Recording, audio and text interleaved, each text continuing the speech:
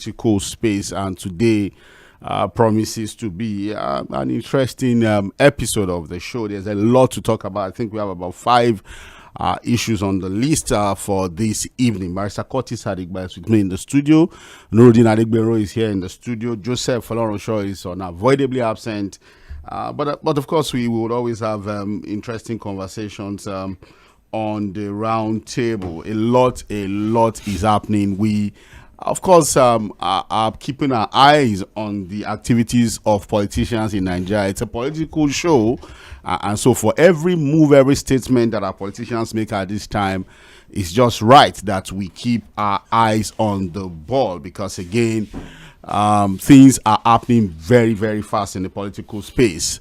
Barrister Kurtis Adigba, it's nice to have you on the show this evening. Thank you. Good evening, listeners. All right, Nurudeen, how are you doing? I'm fine. Today is very, very tough. But because of all the activities you've had. In fact, today is our annual Ramadan lecture, and also the quiz and Quranic competition for students in Agege and Orile Agege. 35 schools for this year, done and dusted, and I think we have great impact, because a lot of schools, having 35 schools, both schools and Islamic school, normal Western school, coming together is a big field, and we'll be doing that for 25 years. All right, congratulations. Let's let him go and rest. If he's been doing it for 25 years, he's due for retirement. But it was so nice, and today is a very fine time. But it's only the problem is just the fuel. It's biting harder. Cost of transportation. I must confess. I was in the office on Friday. Just sitting down, no pressure, no hard feelings. Just hoping to close from work and go home. So one of our staff members came in and said, Oga, here you go FOL for your motor. So I said, of course. The era gone. The era. This is the best government. No, everything. For Don't me. Talk like that. No, for me. I don't know for other Nigerians, but for me. Things have improved under this regime than any other government in Nigeria. Security is better.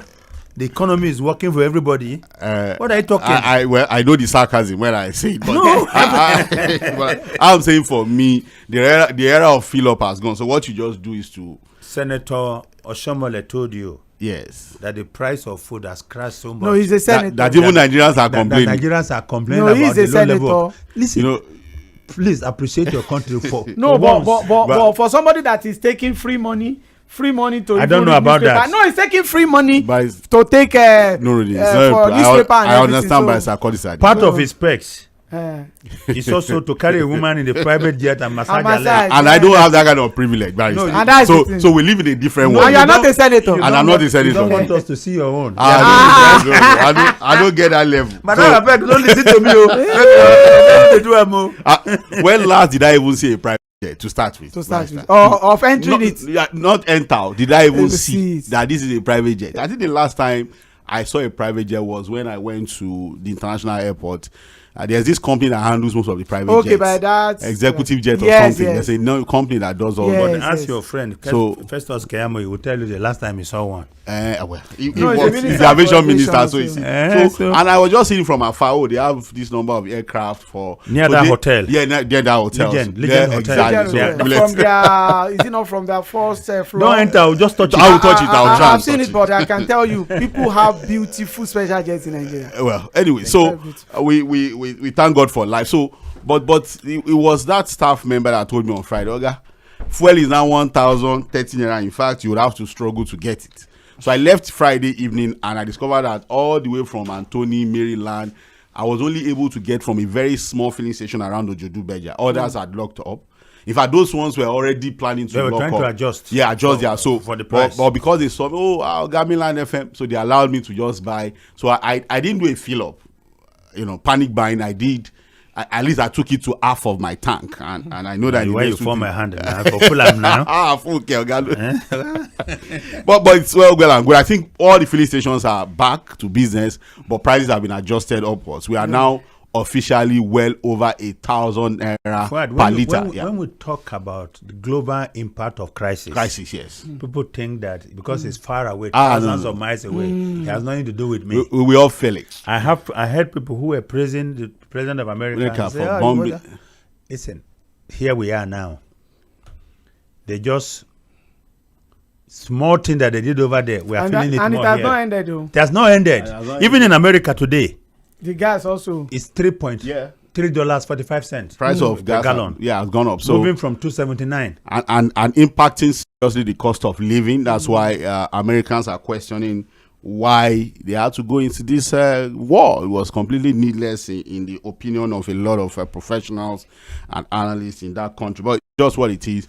Crude oil is still selling for around $85 per barrel. Once it hits $100 and above, we probably will be dealing with 1,500 per liter for petrol. Just imagine what the impact will be. But even if it's 2,000, it doesn't change our situation. Yes, we are not going to gain. Because what are we getting from it? We don't have refinery now. We are not able to produce enough crude. We won't even refine. Gone are the days of Odoji Awards.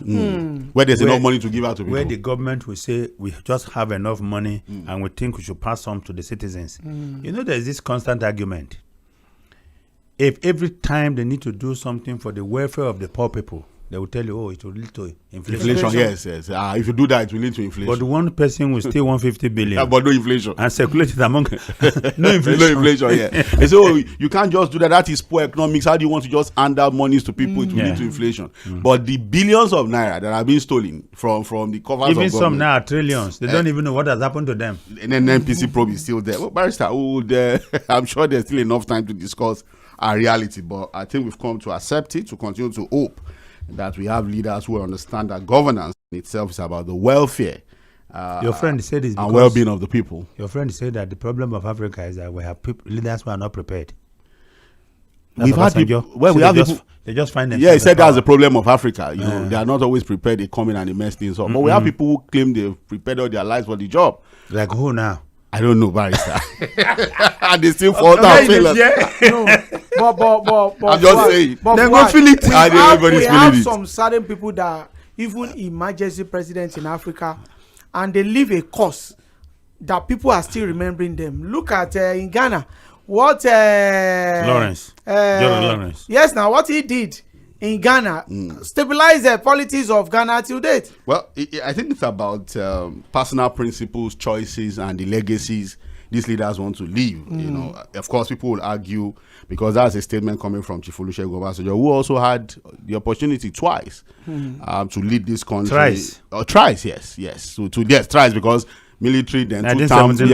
So 1977, 1976 to 1979. Yes. Then 1999 to 3, and 2003 to 2007. And we've never seen somebody that have that kind of opposition. Even the Buhari that is very, very closer. But in terms of the number of years and months, I think he's still ahead of Buhari. And I think for me, the legacy of Obasanjo is, tomorrow, are you dead? For him to have decided out of all the politicians at that time. And do or die affairs of politics. That's what I remember. People can remember what they want to remember. It's just their choice. So, by Kurtis Adigba, Al Jazeera interview, people will kill me if I don't bring up this issue. I was going to avoid it.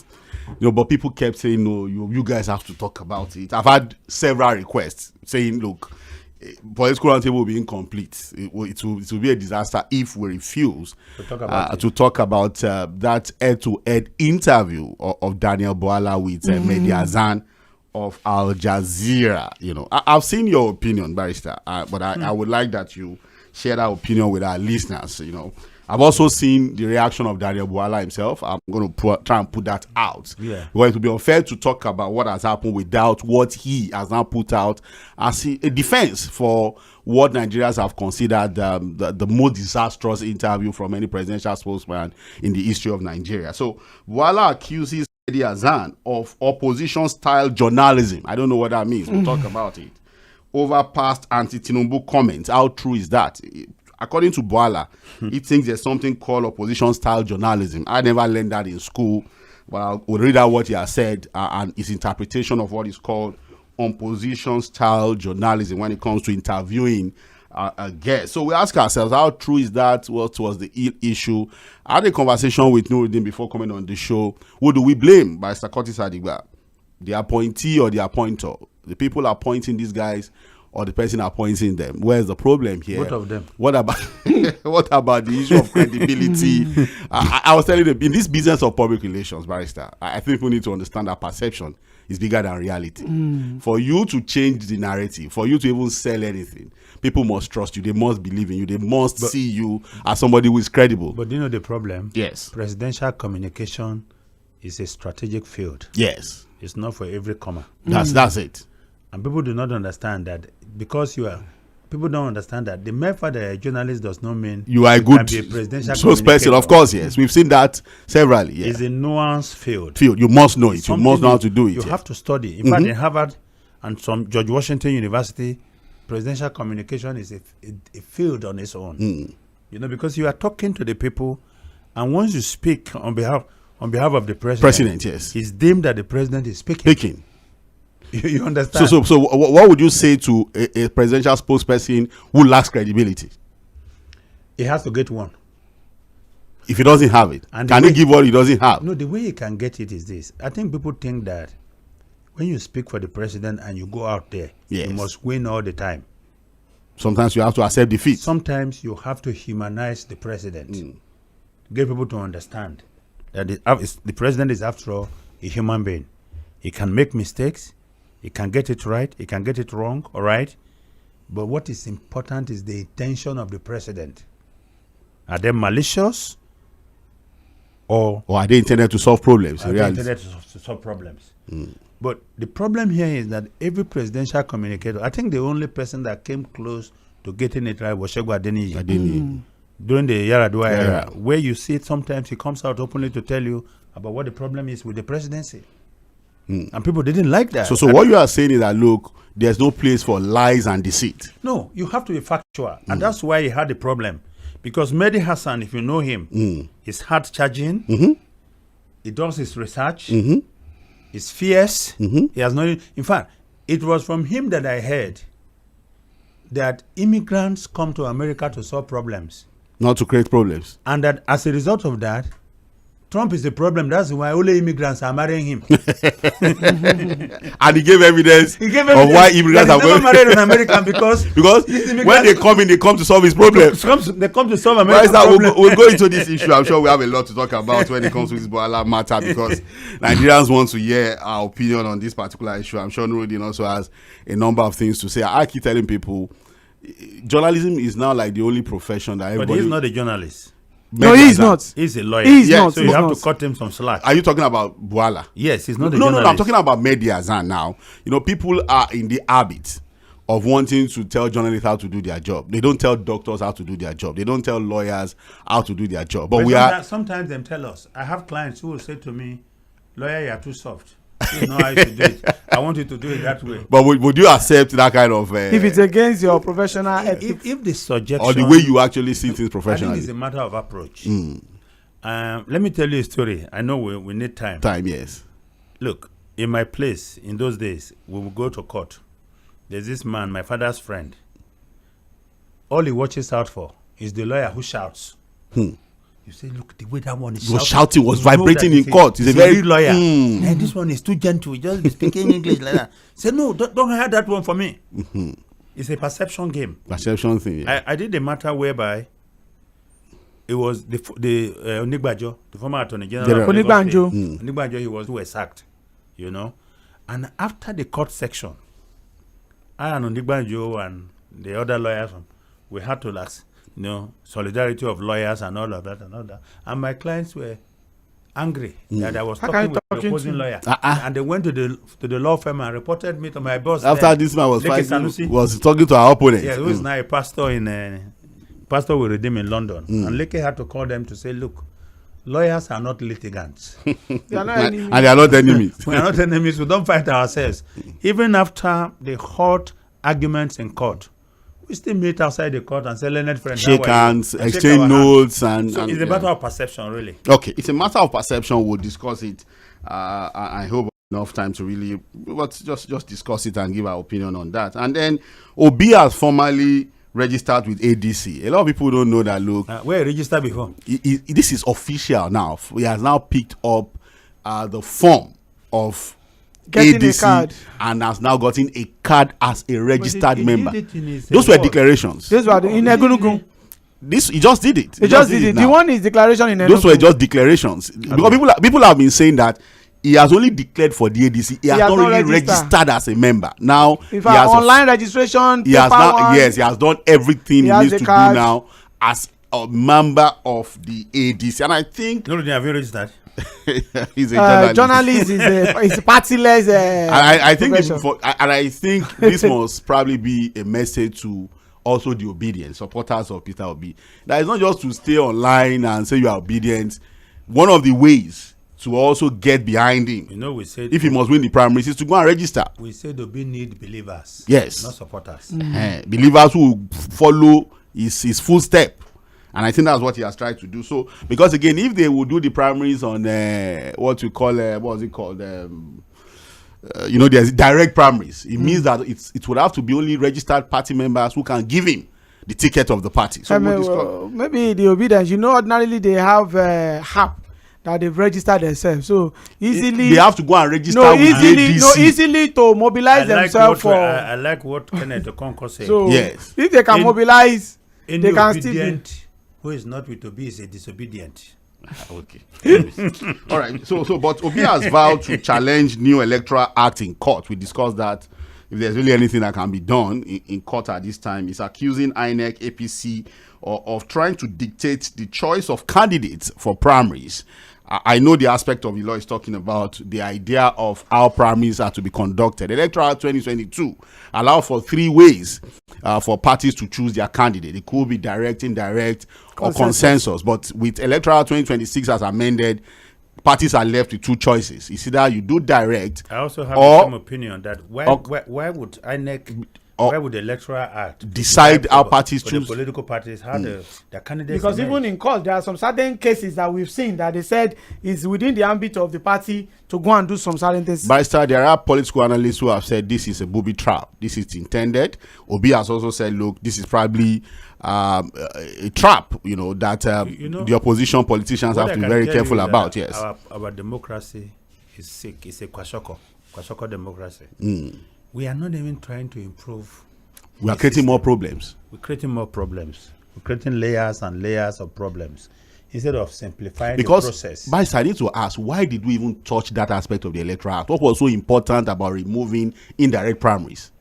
So I think that those who fashioned out that Electoral Act were looking at what fits the ruling party. And you don't make laws that and way. Creates problem for the opposition. Yes, you don't make laws that way. We'll look at the issue again. This is just to set the tone. Sorry, there's also a body, I think, of retired justices, who spoke I think about 3-4 days ago. Yes. About how the Electoral Act should be amended, especially when it comes to the transmission of results. And they say that they can tell from their experience on the bench that the provisor will become the default mode. Of course, it becomes the default mode. That's why if you make it available, it becomes what everybody sticks to. And like what I say to people, there's no even need for that proviso.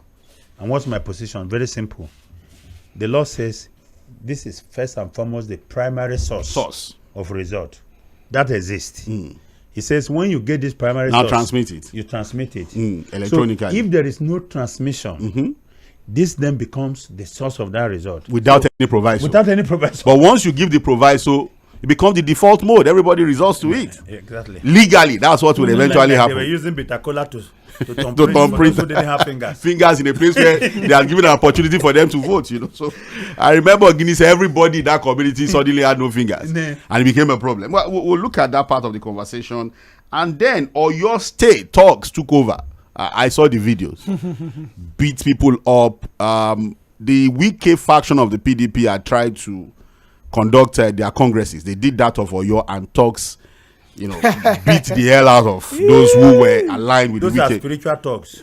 These ones are physical. They also... But Kurtis, don't you know that in 36 states, the headquarters of talks in Nigeria It's Oyo State. That's where you have auxiliary and co. So you even have more than auxiliary. Do you know what happened? Yes. in Rivers State, Amechi also accused some thugs of shooting at his convoy. ADC, yes. And then burning down. And then the chairman of Ikwere local government said, in fact, they didn't even know that the ADC existed in the local government. In the local government or in the place. And that the people accused said they didn't do anything. I mean, again, but we'll get into it. And the danger is, look, our political space is getting very violent. This is the PDP, but there's also a part of the PDP conversation, the appeal court judgment, not a judgment for now, an advisory from the judge of an appeal court in Oyo State, who has told the PDP, go and resolve your issues amongst yourself. As we speak, there are 2 judgments. So that's a problem. Judges are not supposed to advise. But he has said no. What he's saying is that since the litigants are withdrawing their appeal, he will think that, look, that has given an opportunity for the 2. Somebody was withdrawing their appeal. Like, look, go ahead and resolve your issues. And if you cannot do that, then of course I hear this case and I deliver a judgment. The question is there still any hope that the PDP can find a way to reconcile their differences? Yes, can the Wike Seyi Makinde faction ever come together? Yes, if they renew their hope. If they renew their hope. It has to be renewed. You will explain that when we get into the conversation. Right? All right, still on 2027. Sources are saying also Rock, the APC is in a dilemma, in a fix over VP Kashim Shettima, the Muslim ticket thing. There's a lot of conversation around why sources are saying that it appears that, look, VP Shettima may not be returning as running mate to President Bola Ahmed Tinubu in 2027. But there are also people said, look, there will be deadly consequences if he's dropped. Not even as VP. The minister in the president cabinet has said that will be problematic. Anatu Musawa. So, but we're going to look at that conversation really.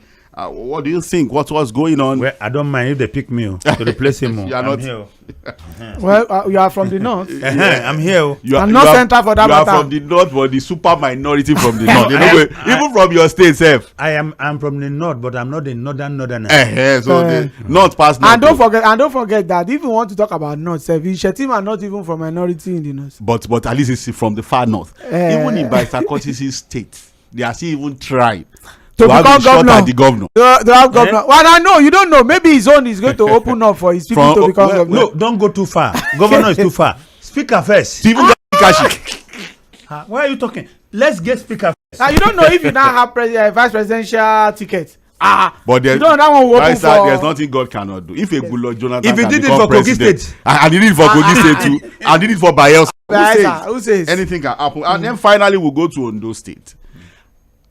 You see, I don't know what our politicians think of themselves. And the report we're getting from Ondo State about the governor is saying the court will decide what he will do in 2028. This is a man who, by God's divine grace and blessing, became a governor. After the late Akeredolu fell sick, he came. He's on the verge of being removed. He was on the verge of being removed before God did his magic, and the rest is history. Now, he completed the term of the late Rotimi Akeredolu. He's also gotten another term for himself. But is there anything cumbersome, confusing about what the law says about the law that was amended, the constitution that was amended in 2018, that we are using, that is section 136(1) and 188(2)(a) as amended, about when you've been sworn in twice. You know, it was a conversation for Goodluck Jonathan. Yes, but you know, part of our problems is that our lawmaking is not intentional and not definitive. Okay.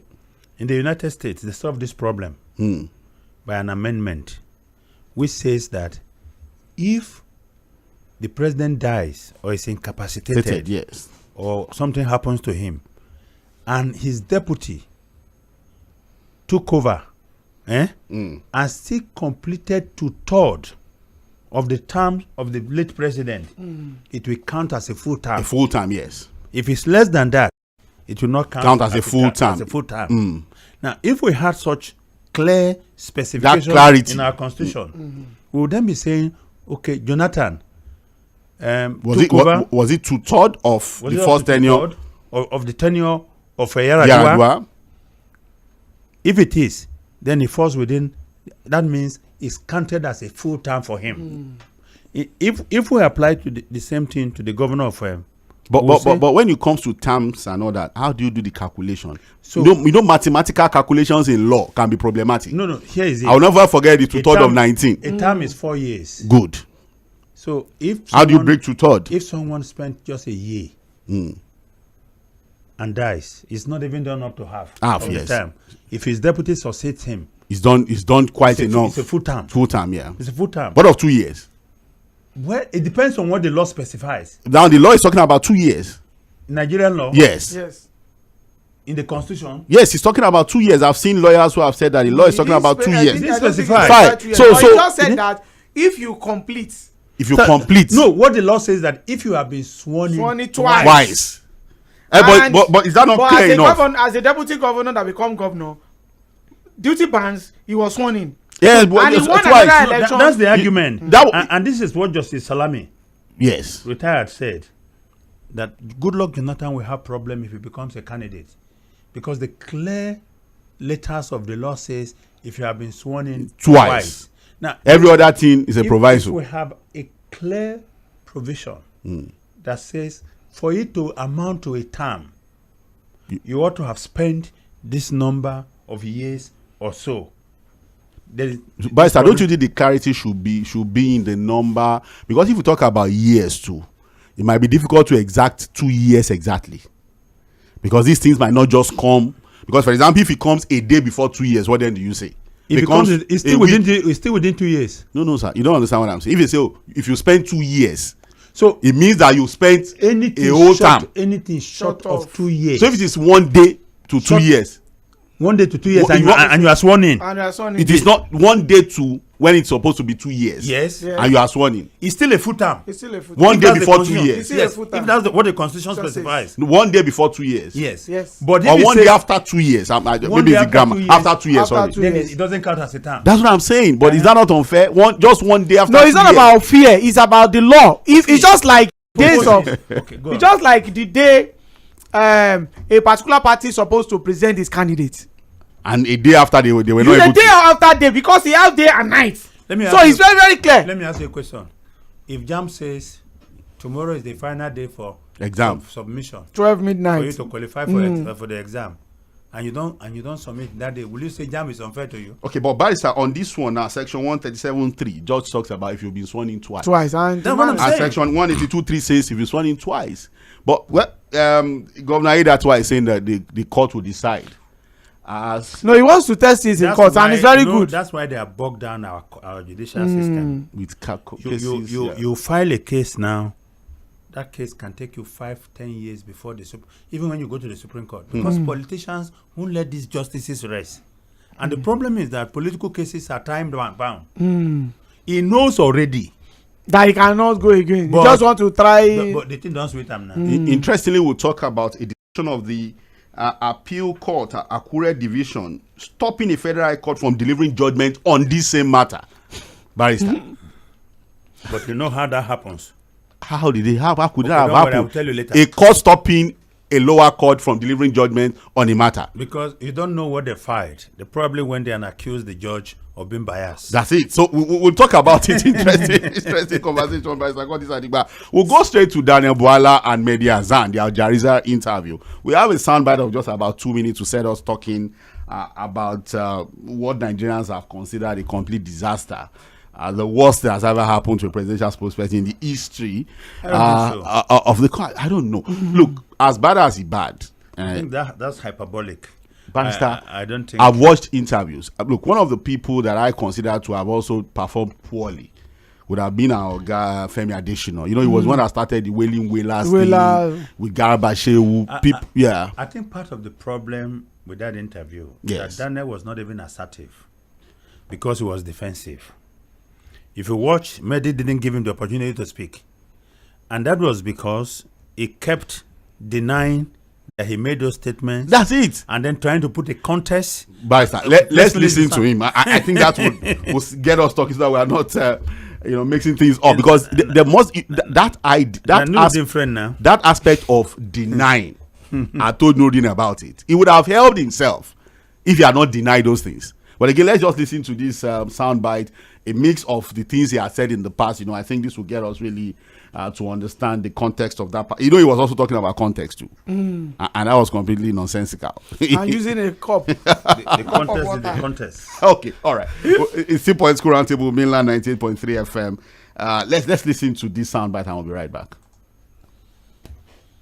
Tinubu is one of the foremost politicians in Nigerian history. Tinubu and his has helped in people strengthening created a democracy. militia. Who said those words, Daniel? Tinubu has helped in strengthening democracy in Tinubu Nigeria. and his people created a militia, Daniel. Who said those words? Tinubu brought in leadership I'll ask a third skills time. into governance. Tinubu and his people created a militia. Who said those words? Tinubu and his people never created the militias. That's So why did you say they did on January 22nd, 2023? I never said that. The candidate of All Progressives Congress, Asiwaju Bola Ahmed Tinubu, and his people created a militia. This is the first time in the history of Nigeria we are seeing a political party creating a militant arm leading to election. Does he have a militia that tried to kill you? He doesn't have. I never said he tried to kill me. I myself have received threats from him and his camp. Your words. I never said that. There is also this threat to life, and I can tell you that because I myself have received threats from Asiwaju and his camp. You said it was so corrupt, the 2023 election, Tinubu's win. You said that you couldn't eat food for 3 days. I never said that. Where? And legitimate complaints were raised all over Nigeria. That part is what threw me off balance. In fact, I became so sick. For the past 3 days, I found it very hard eating food. Tinubu is not just super rich. It's what he does with his wealth. In 2019, 2 armored money trucks, bullion vans, were seen going into his house, coming out of his house. Where did that money go? No. Point. Did you see the money? Or those who reported, did they see money inside the bullion van? Was there no money in the bullion vans? How am I to know? You said it was money in the vans at the time. I never 2023, February. But there is only one person in Nigeria who is alleged to have moved money through bullion vans, and that person is on their ballot as the presidential candidate. On the eve of the presidential elections, 2 cash-laden bullion vans, your words, were seen on the premises, which was ostensibly for vote buying. Your words, January 22nd, 2023. Have you just disowned everything you've said in order to work for this president? I'm coming. What you just said now, I want to put it on record, on my own honor. That's not what I said.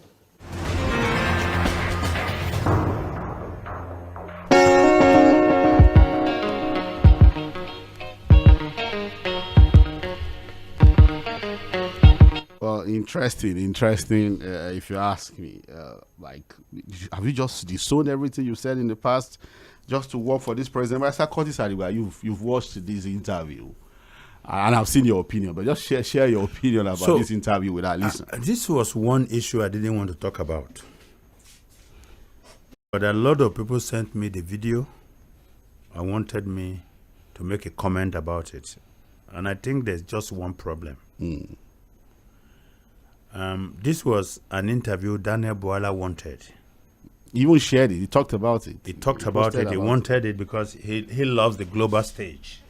He's been on Piers Morgan and all of that. And he wanted Mehdi. Of course, those who don't know Mehdi Hassan is hard-charging journalist who is not afraid to go into a knife war with a gun. He does his research. He comes to you, he confronts you with facts. And so Daniel ought to have known that he was walking to the lion's den. But part of the problem is they have a mindset.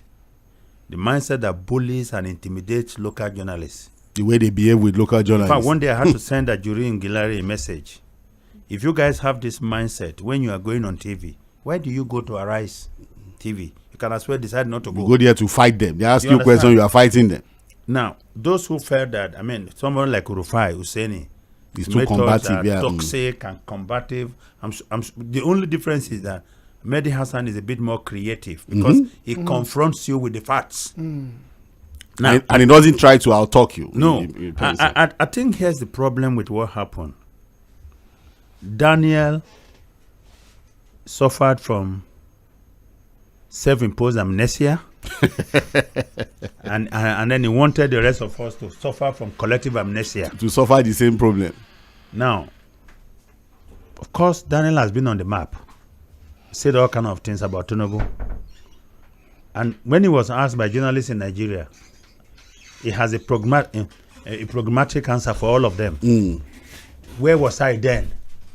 What was I doing then? I was in the opposition. I was speaking for the opposition. That doesn't explain it. Because opposition politics is not about personal attacks alone. Or about opposition deceit and policy, lies. there can be differences in policies.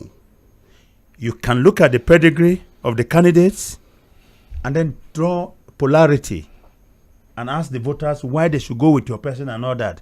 But when you descend to personal attacks, you can't be held accountable, especially when you do a vote-a-thon and then you want to now project that person. The same person that you've light. attacked consistently. So this is what Daniel should have done.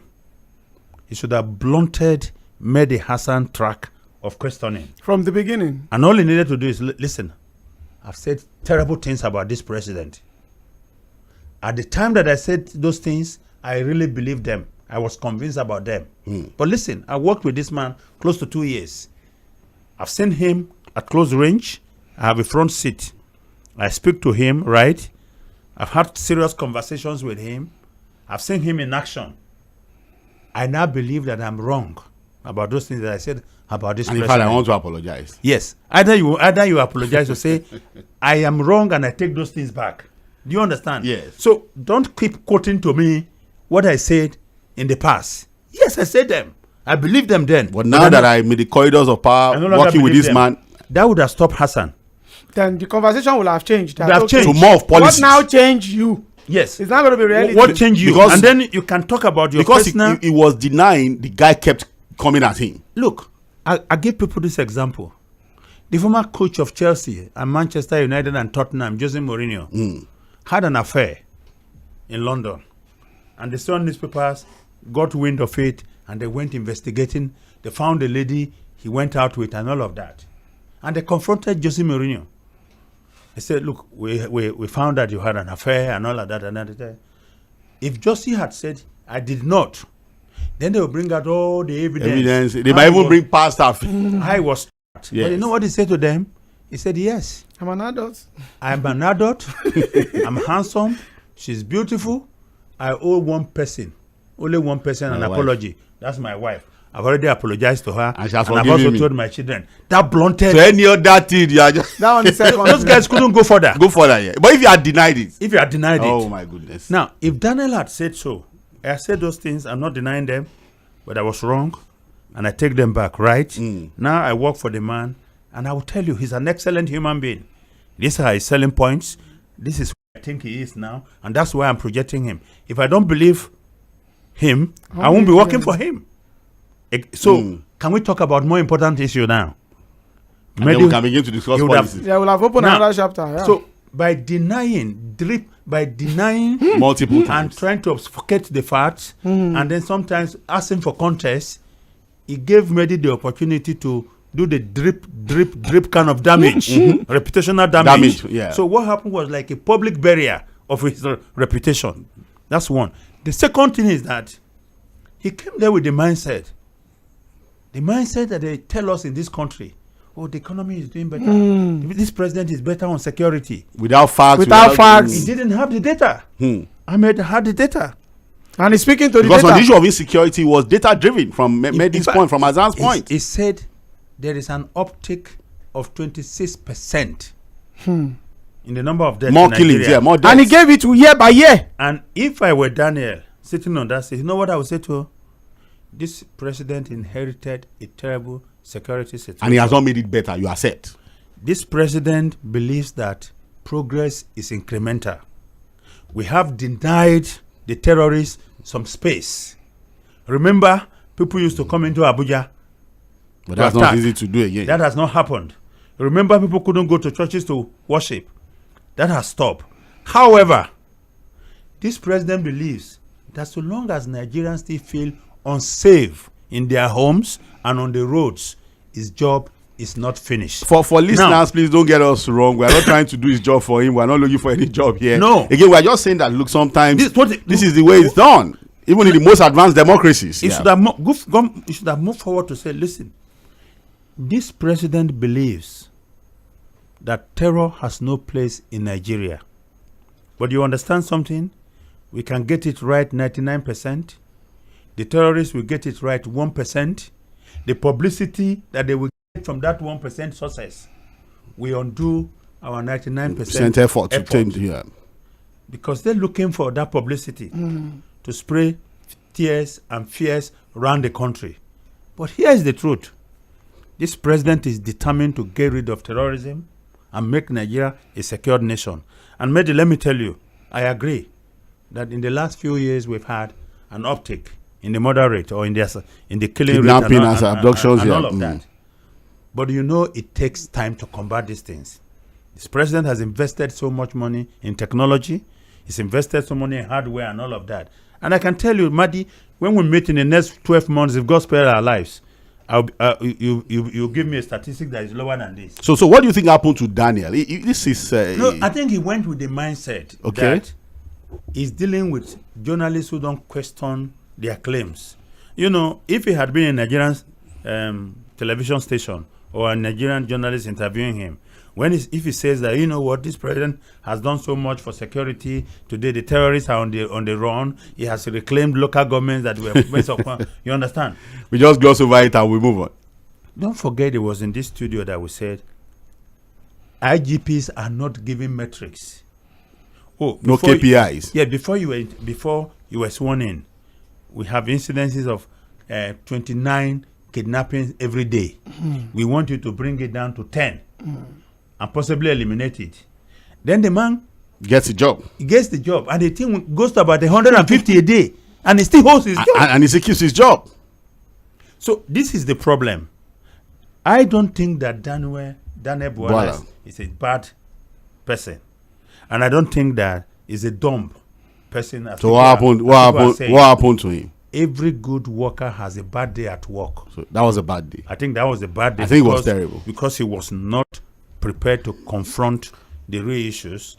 But again, you know, sitting here, I wasn't on the hot seat. It was a different... I have had time to think about it. Like they say in America, it's easier to do quarter. But barrister, quarterbacking. He had an advance notice.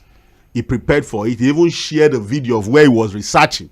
So maybe you have to tell him that, but you put out a video showing that you were preparing for this interview. So what are you preparing for? But then you have to understand, like they said in journalism, yes, or in presidential communication, your studio is your destiny.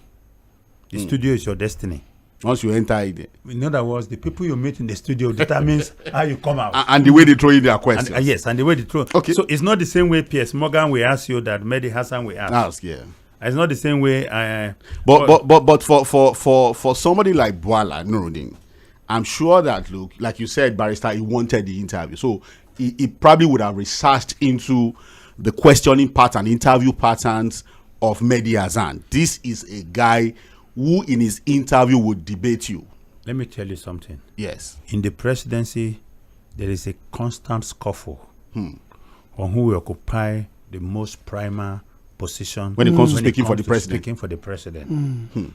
I think Daniel feels that this was an opportunity for him to raise the bar and raise his profile. Having gone on Piers Morgan, gone on CNN and all that, he feels that this guy has a large, and he has a live audience.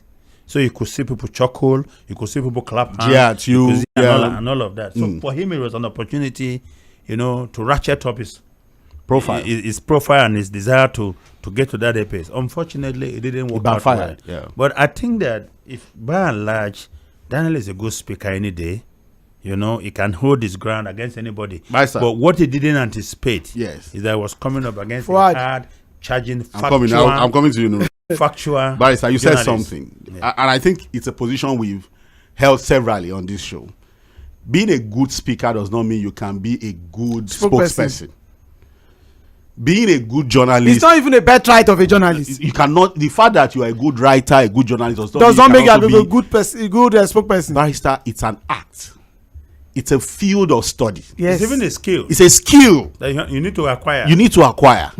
So we ask again, barrister, and no matter the skill you acquire, I started by saying, no matter the knowledge you have, how well trained you are in the act, there's also the issue of credibility. In my own public relations classes, because again, whether you like it or not, presidential communication is also part of public relations. Because again, it's still about image making, it's still about laundering the image of your principal and what have you.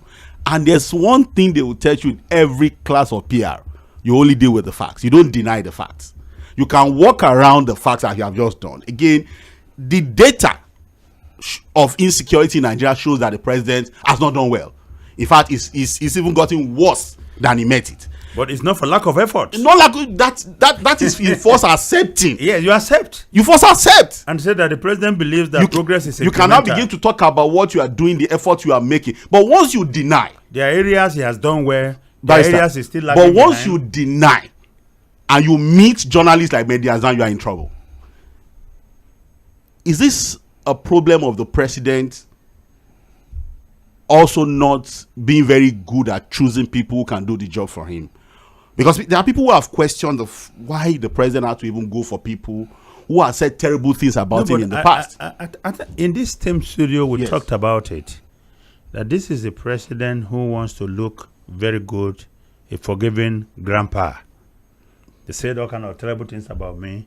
I have a large heart to forgive. Tell them to speak for him. No. I If think it's about he has showing that he has a large heart. he has two main objectives. Yes. One, I've always had traducers who traduces me not out of conviction.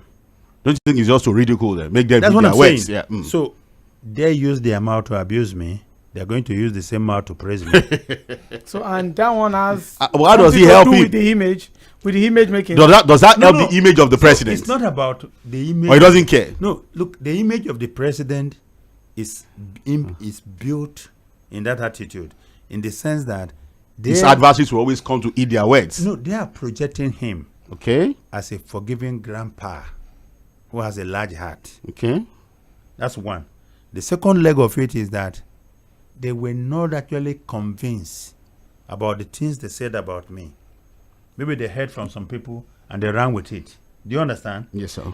The best revenge a man can get is that those who went out to say you are a demon should not come back to say you are a saint.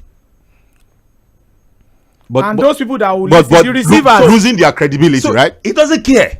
And what of the And then aspect of the what does receiver? that do now to the image of the president? Does he really do anything? What he does to the image of the president is that the president has a large and a forgiving heart who can accommodate even those who have gone out publicly to do the greatest harm to his reputation. Okay? That puts him in a good stand with a lot of people. Today, when you're talking about Daniel Buala, Reno Mokri and co., you are not blaming the president. The only blame I hear from people saying, why did the president hire them to be his image maker? That's the question I was asking. And the answer is simple. The same set of people who called me devil are the ones who are now calling me saint. But has he helped the image of the president now beyond the perception of he forgives people, they've eaten their words? It has helped the image of the president. What it Positively? Has done, what it has done to do is to say, okay, you know what? You and I do not even understand who this president is. So when somebody... It is them that don't understand. It's not me. Because I was watching one of our senior colleagues who is just saying, a lot of Nigerians felt disappointed about it. And I'm like, look, you have just said that, look, maybe you and them, these spokespersons and Nigerians don't understand the president. We understand the president. They don't understand the president, or they understood the president, but they are not people of principles and convictions to stay with what they've said in the past. Barrister. You know, I think it's your people that say, because I want to eat meat. Okay, Does not mean I will come a cow my brother. My brother. See, Fuhad, let me say this thing. There is one aspect of public relations. Yes. That says that credibility leads to reliability. Yes. Reliability leads to knowability.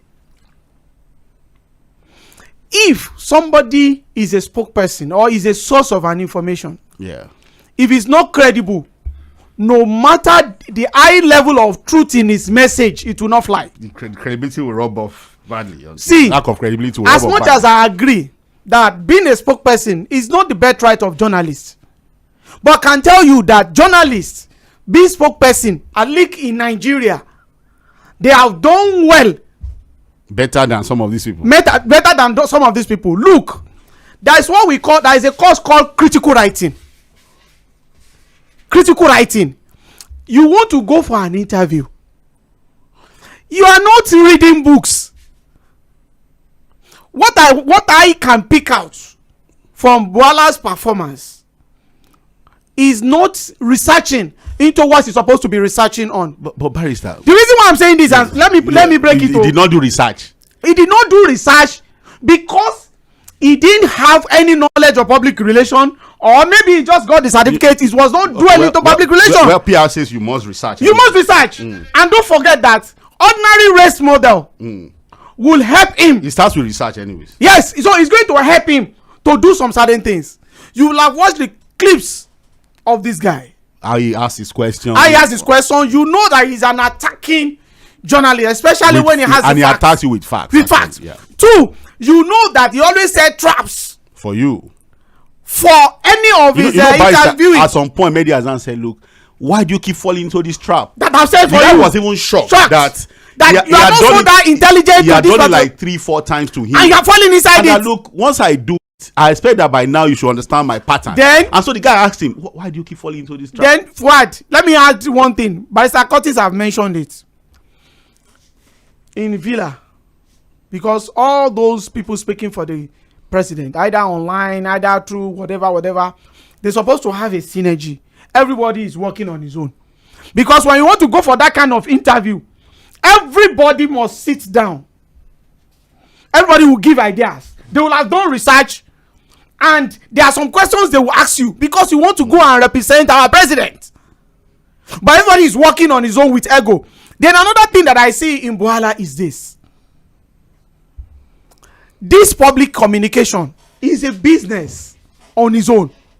It's not about speaking good English. It's not about speaking good English. But good English is part of it. Because It's just one. It makes people like to wait, listen to go you. and see. Go and see. You know, with even Barrister Kurtis have said this. Can you compare Segun Adeniyi? Can you even compare the two spokesperson of the former president? I think Ruben Abati did. Ruben Abati, you can't compare it with Buhala. But what happened to Ruben Abati? They had to bring in Doyin Okupe to assist. To assist. To do dirty job. He was So too, he would there not was be too able. much No. finesse, Wait. There are some things that Ruben Abati cannot do. Anything that is against the tenet of journalism or something that will rub on him, you won't be able to do. So they have to bring the Okwe. But this Janet Buhala, if anybody is telling me that he did well, that person is not saying the truth. I think he needs to do more. What more can he do now? He needs to do more. He has a rematch on Monday. Go and look. Go and check. With the same medic. Go and check. Go I and didn't check get that. what he has said. Look up those Hope he will not videos. be another disaster. You should go and look at what he has said Around is ready. No, and Barrister. prepare the defense for what he's going to say. That's the thing. He just did one on Friday. If he's going to get a rematch on Monday, my mind is that it's too close. It's just like a boxer that has been beaten. He has 48 hours to prepare. Barrister, if he's not careful, Fuhad, this guy will floor him again. This guy doesn't even need too much preparation. Yes.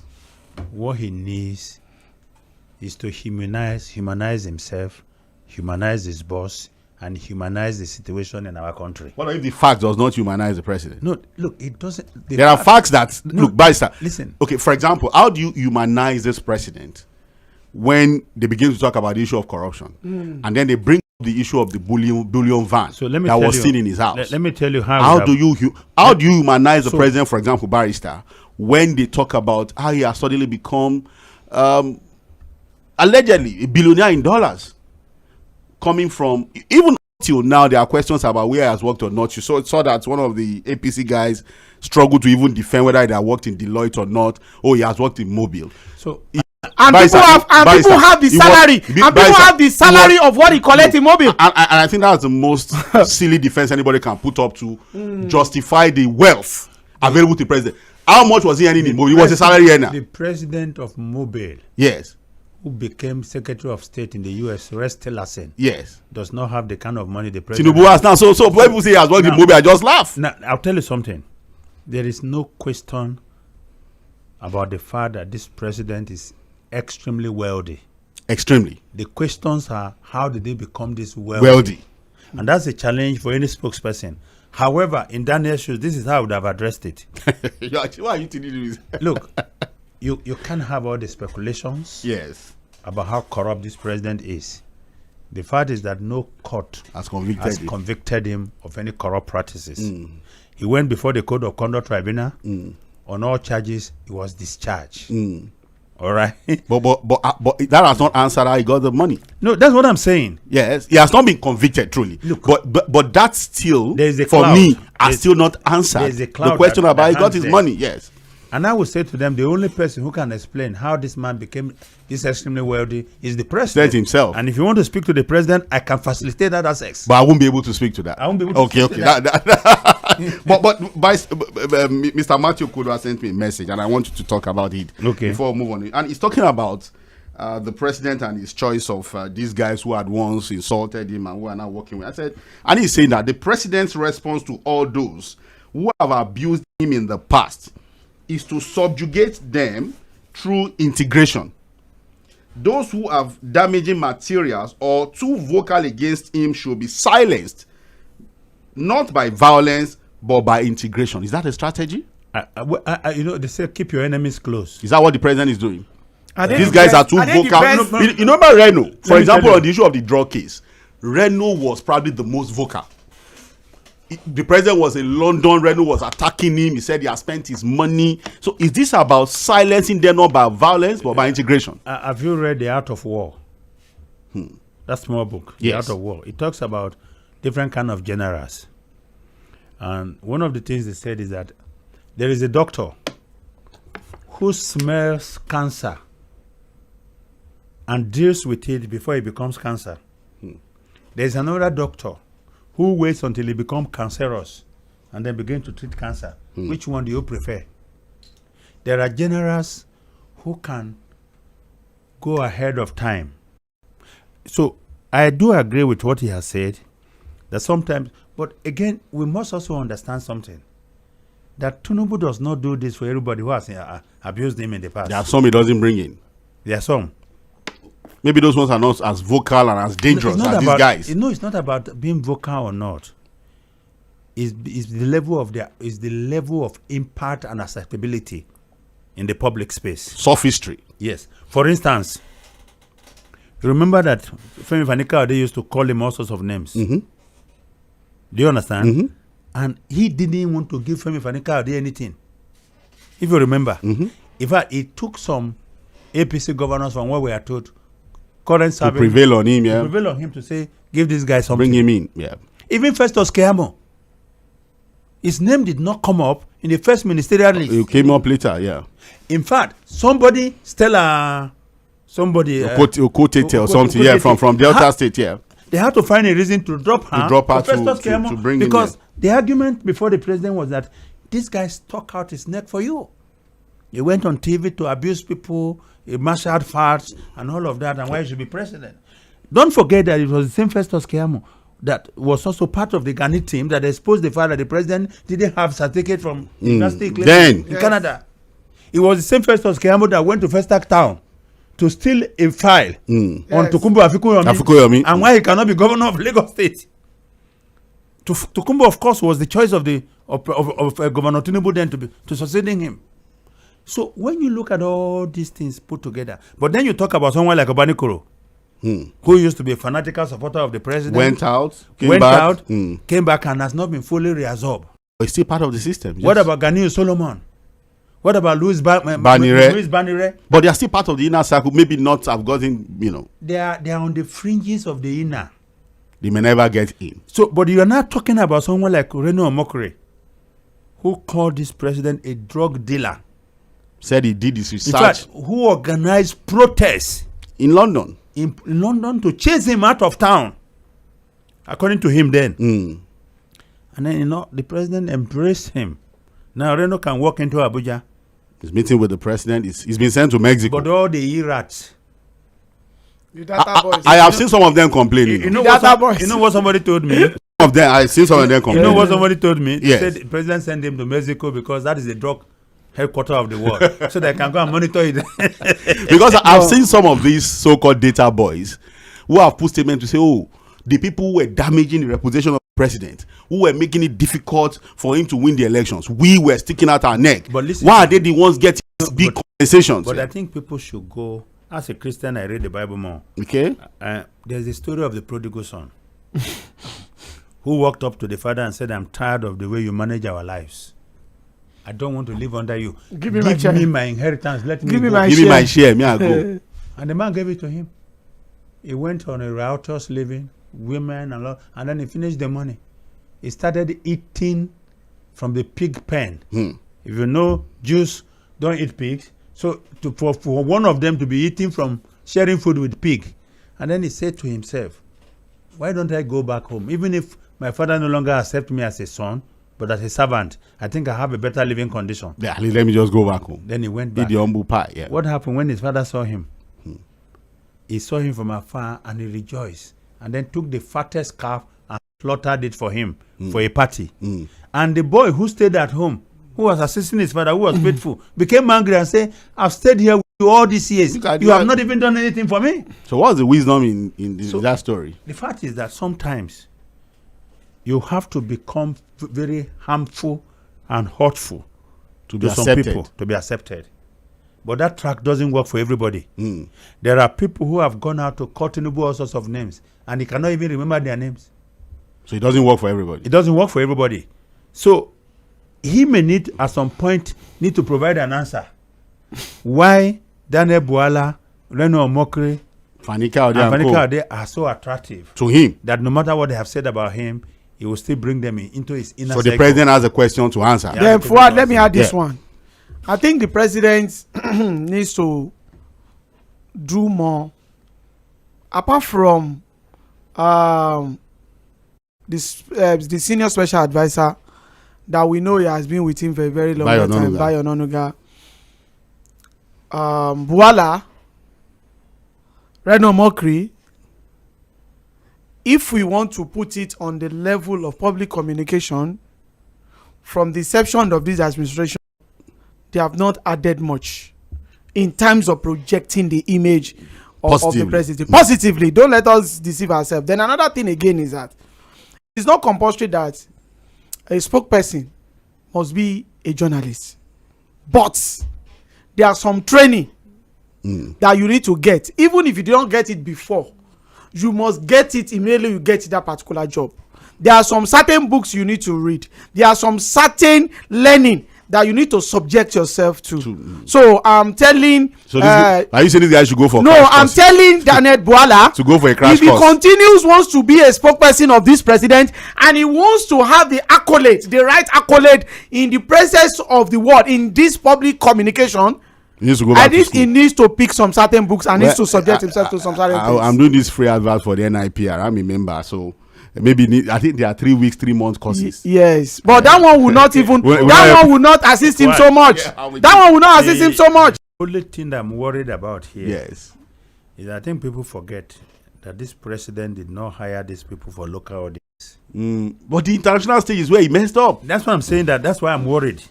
Because you see, there is nobody. It's either you like the president and you like Daniel Bwala. You are then willing to close your eyes to all these to all the moral somersault. Moral somersault. If you don't like the president, you will not like Daniel Bwala. But if you like the president, you will like Bwala because he's not speaking for him. Same goes for Reno Omokri. These are people, if they post something now, before you know, they get thousands of responses. From the lovers of the president. From people. Because they are supporting the president now. The point I'm trying to make is that there is no Nigerian who is educated, who is aware, and who is intentional about politics that does not know that Reno Omokri, Daniel Bwala, and Femi Fanika, they are turncoats. Complete turncoats. So the president did not hire them to influence or change anything in Nigeria. But he needs somebody to do something on his image. But who is helping him in Nigeria? Who is helping him? Bayo Onanuga is not doing any better. He's just he's been fighting everybody. No, Bayo Onanuga. We know he's our Bayo Onanuga is our senior. There are some things he's not good at. He sends out talking like this on television, on radio. Oga is not good at that. But he sends out the press. But he's a good writer. But even the press release will have questions. Even the press release itself that you will not even put some. He knows. We could not leave these people alone. I beg. Meanwhile, there is also Sunday Dare. Yes. is part of the communication team. The full year. There is Tope Ajayi. Yes. No, Tope Ajayi is not meant to. Is not meant to come out. It's meant to Twitter. You know. When we did the list, we saw about almost 11. Yes. People. What of these? On the communication team of the president. Guy? Abdul Malik or something. Yes. All of them put together. If I'm to grade them.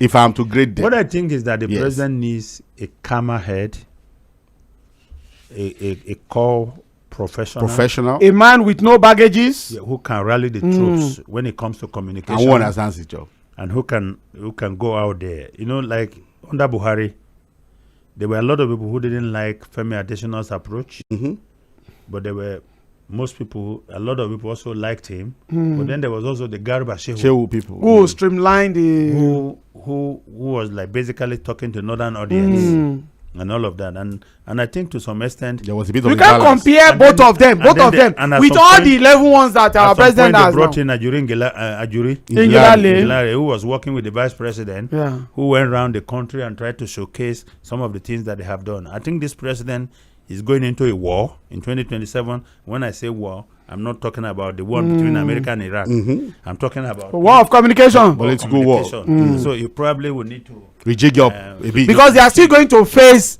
spokespersons from other political parties. All right, let's quickly do this. Again, we are running out of time. The 2023 presidential candidate of the Labour Party, Peter Obi, has formally registered as a member of the ADC in the party's ongoing membership registration and mobilization exercise, which commenced across the 21 local government areas of Anambra State on Saturday, March 7.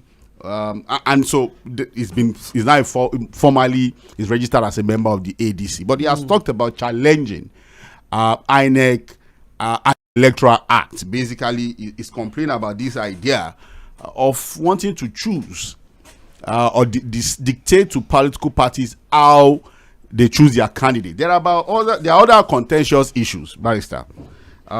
We talked about, we feasted so much on electronic transmission of results, but there are other contentious issues. For example, the ADC and other opposition political parties, IPAC, have also complained about this e-registration and the timeline that is too close, and that it might be a problem for political parties to meet up with INEC's deadline when it comes to e-registration. That's number one. Number two, the conduct of primaries. Electoral 2022 gave 3 options: direct, indirect, consensus.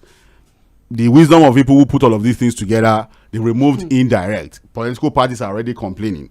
Number one, they talked about direct being too expensive to conduct for some parties, and also a bit maybe problematic now that you don't have what you can call a well-consolidated register of party members. You don't have the data. You don't have the data to work with to drive it. So consensus to Barrister, the danger. That's Baba Sokwe. But the danger is that, look, Baba Sokwe may be able to work easily in the APC once you have a president that can whip everybody to line. But he cannot. We've seen that in Benue already. But we saw it in Delta. But Barrister, if you look at the state congresses of the APC, out of all of the states, if they have just 2 states with a problem, they've done well. If you accept. No, this is just the beginning. But at least for them to have been able to manage most of the states. The fact is that what they have done is to put a band-aid on the injury. The bleeding is still there. It will come out eventually. but because if you now think consensus will be difficult to achieve in the APC, what about in the opposition? No, let's not even go there. I think this is the problem. The Supreme Court has so many judgments whereby they say internal affairs of the political party belongs to them. When it comes to leadership and choosing of candidates, the mode of primaries. Why is the National Assembly legislating on that aspect of the law? These are internal affairs of the political parties, and this should be dealt with in their constitution. The constitution of the they party. Decide how they want to choose their candidates. Yes, so long as it's democratic in nature. So I think it's is there still time to challenge this in court, and can anything come out of the courts? Peter Obi say he wants to go to court on this matter. There's no wrong time to do the right thing. It's left for the going court. through the courts now. Yes, it can't challenge it. But why did you think, Nurudeen, the National Assembly decided to touch that aspect of the Electoral Act? It's pure politics. There are parts that people are thought they were going to concentrate on, but why go into touching how candidates imagine a party? You see this National Assembly with which it was signed. Was signed. You see this National Assembly. Number one, irrespective of what we think all the National Assembly members as bad as the bad. This particular one, there are some certain things that you think that is not even necessary. Changing from the three ways we have before, only saying okay, you can have direct or consensus because of politics, and they believe that it can work for them, for their own party, the ruling party. Then it's going to be difficult for the opposition party, especially those ones that they think they have weight that can even challenge them. That one is one. Then another thing again is this: the type of politicians that we want, that we have now, they are kind of one that they don't want anybody to compete with them. Even within the ruling party, there are some certain politicians that in their various spaces, they don't want anybody to challenge them. That is why I agree with Barrister Kurtis that having the primary election within the party, all these congresses they are doing, is not even the main thing. No, let the processes of choosing candidates. That is where we are going to know. Run into trouble. That is where we are going to see a lot of ulabalu in terms of some certain the APC. Look at the spokesperson in Ondo. I know we are coming to that. Yes, we are coming to that. Called on President Tinubu to call local editor to order that is destroying the party in the state. He just handpicked some people into the state Congress. And it's a problem now. They are fighting seriously among them. You go to Benue, I told you. They have two parallel primaries. Yes, one by Akume. One by the governor. And the other one by the governor. But the interesting thing I noticed is that I know that the deputy governor of Benue State is an Akume man. But that day he was with his governor. So, and then when you look at the numbers of delegates that attended the governor's Congress to that of Akume. It's like I think the governor did his own in a bigger place. Yes, Akume was just like in a hall, small hall. It's like the kind of spectators you have in a football match and in a handball game. Akume was.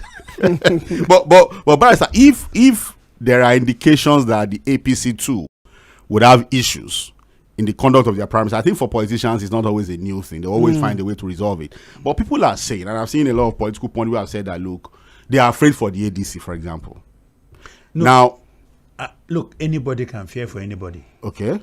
We had the same fear for APC in 2015. They were able to surmount it. It depends on the stimulus. It depends on the political players, the players in the party. Look, nobody believed that in 2015 that Atiku was going to that after losing to Buhari was going to congratulate and support and work for him stay in the party. And stay in the party. But he put all his machineries and resources and support Buhari. So what will happen in ADC is that if there is a desire to take over power from the APC, because the APC is vulnerable, they would have to talk to themselves. Whether you like it or not. I've said this before. The mere fact that the ruling party is atrocious does not mean the opposition will automatically win. The opposition will have to hash a message and present itself as better. And people will see that message more in the way they organize. So if you can find top members of the ADC saying, okay, we know what, this is our best foot forward, and they can put out a presidential candidate. Consensus.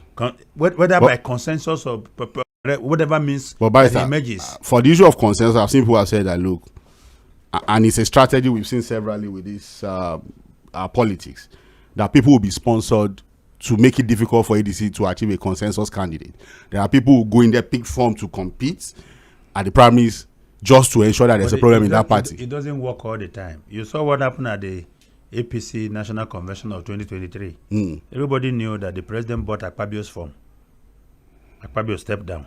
Tunde Bakare's form, but he did not step down. Yeah. So what we're saying is that if Ahmed Lawa, he did not step down.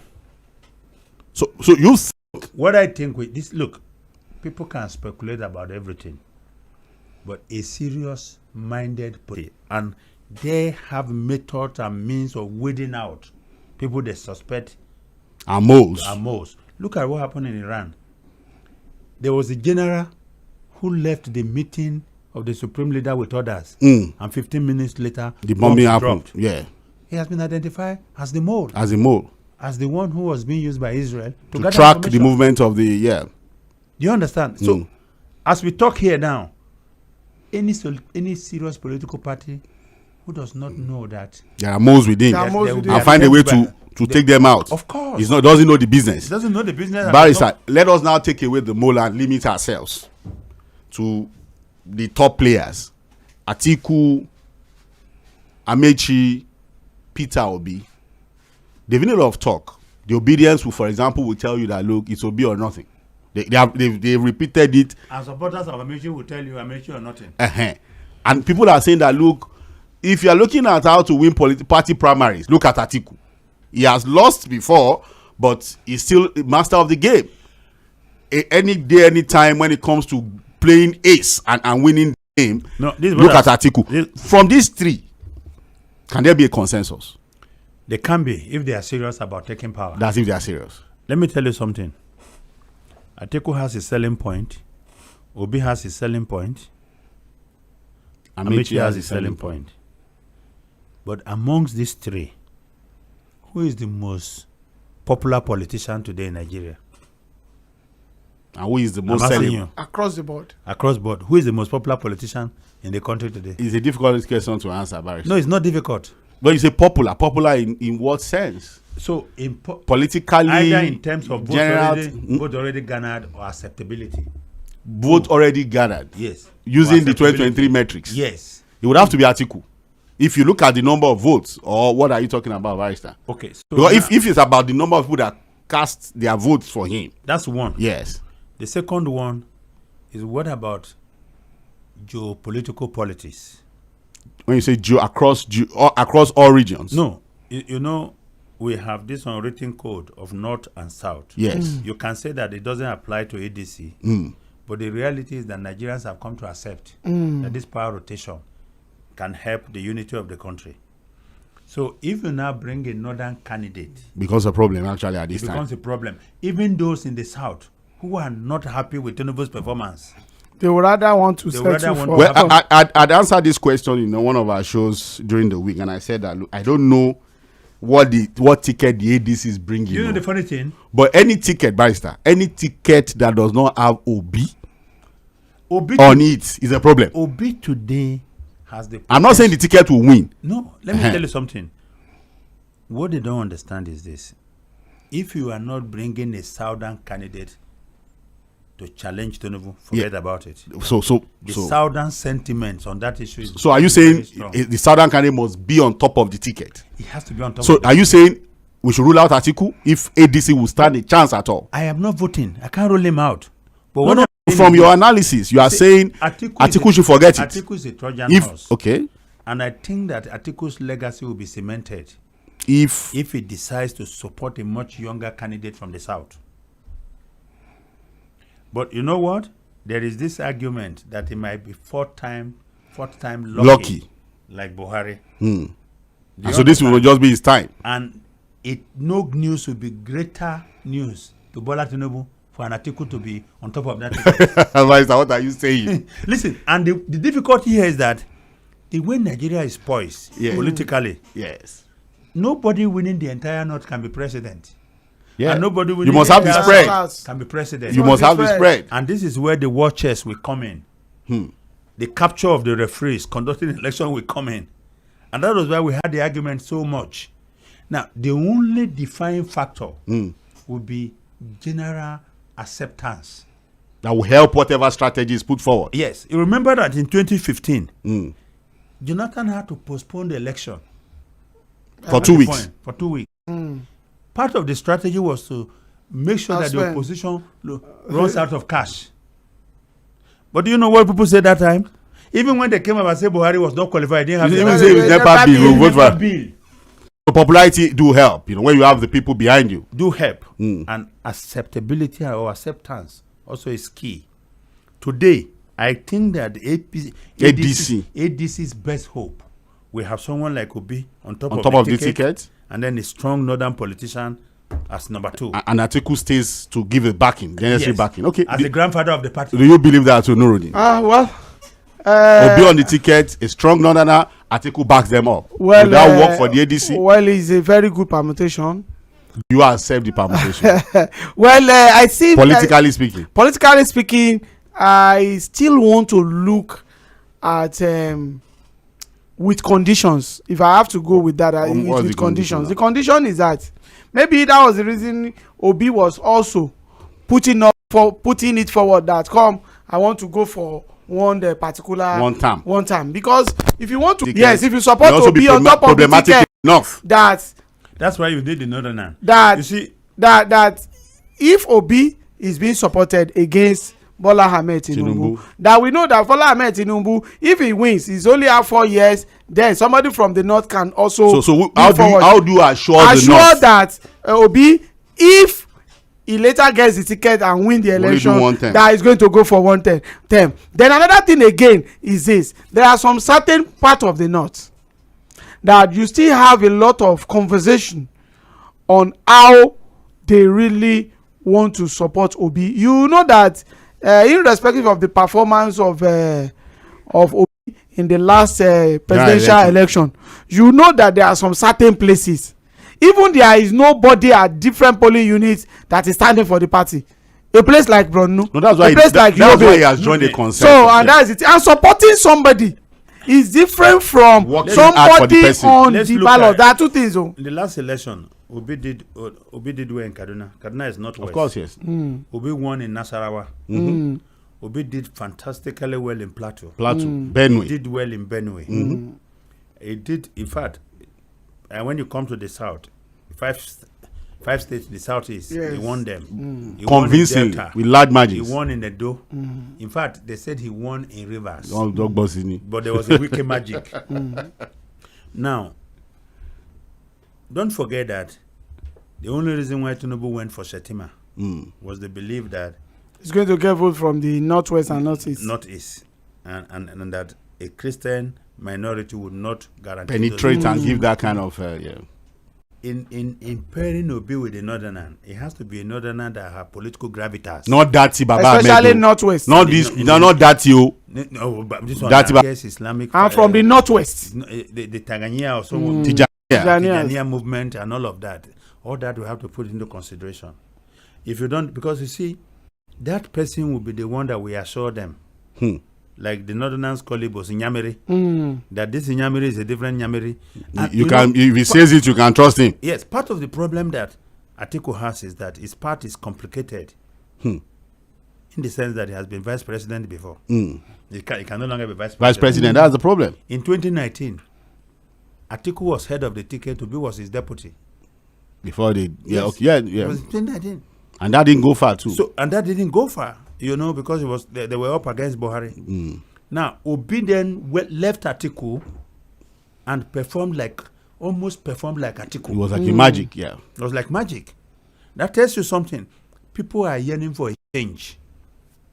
So if Atiku wants to leave that binding legacy, just like he did with Buhari, he also needs to do that with the ADC. Even if it's Amechi that they are going to support. And who has the clout also, Obi, they say, they give Shishi. Nigeria election, even no give Shishi, they don't go Shishi. You have to bring Shishi this time. And this time around, you have to even spend beyond Shishi this time around. Because I'm sure he knows. I would think that he would understand that. Amechi, of course, has a huge war chest. Yes. If he becomes the candidate that he can deploy. And Amechi is also bold. Amechi can go toe to toe with anybody. He's not afraid of anybody. But all of them put together cannot outspend the president. No, they can. They don't even. And one thing that the APC outspent PDP then when they won. The president at that time was Jonathan. No, even upon that. This is President Bola Ahmed Tinubu. No, in 2023. Yes. Even in 2015. Yes. Did APC outspend Nurudeen? The president? It is one thing, politically speaking, to have money. It's another thing to know how to deploy it to win elections. Yes. Jonathan cannot be compared to Tinubu when it comes to deploying money to win elections. No, I think what happened was that Jonathan had the Nigerian people as opposition.